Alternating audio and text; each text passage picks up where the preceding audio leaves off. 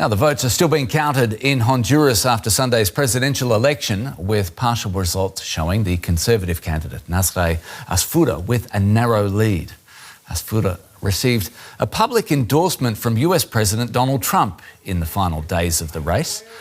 Trump said that Asfura is the only candidate his administration would be willing to work with, threatening to cut US aid if he lost.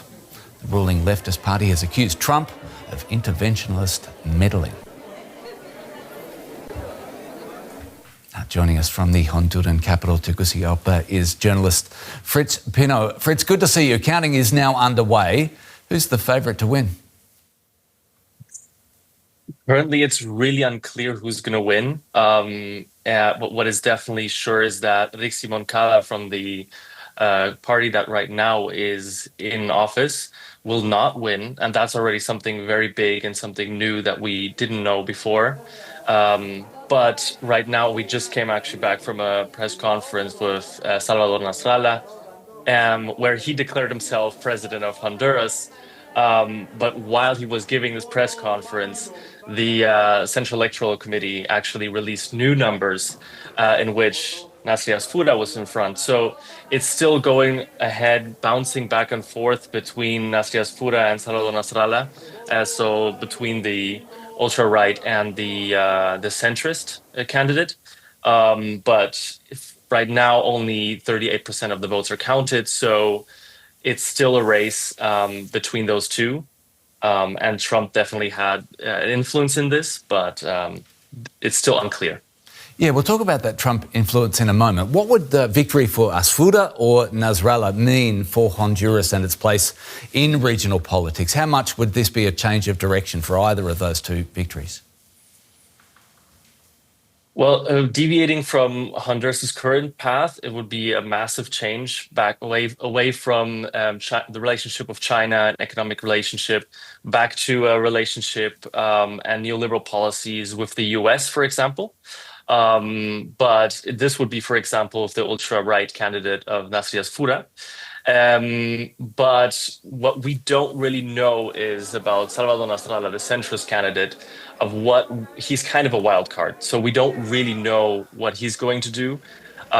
He's not against relationship with the US, for example, or China for that matter. But so we don't really know what that will be. But we do know that if the right-wing candidate wins, it will be a very close relationship to the US, as it has been also with Juan Orlando Hernandez.